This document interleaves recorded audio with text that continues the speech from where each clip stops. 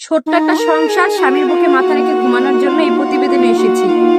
প্রতিবেদনে এসেও আজকে অবহেলা করছে মানুষ, বলছে যৌতুক দিতে পারবে কিনা, তোমার ফোন নাই কেন, এটা নাই কেন, সেটা। আরে ভাই, আমি যদি বড় লোকই হইতাম তাহলে কি আমি প্রতিবেদনে আসতাম না। বা যদি আমার আত্মীয় স্বজন বা আমার গার্ডিয়ান থাকতো তাহলে কি আমি প্রতিবেদনে আসতাম না। একটা কথা কি আজ গরিব বলে ঠেকে গেছি। যদি কোনো হৃদয়বান ব্যক্তি থাকেন, আমি বারবার বলছি আমি বিয়ে করবো, আমি ধোঁকাবাজি করবো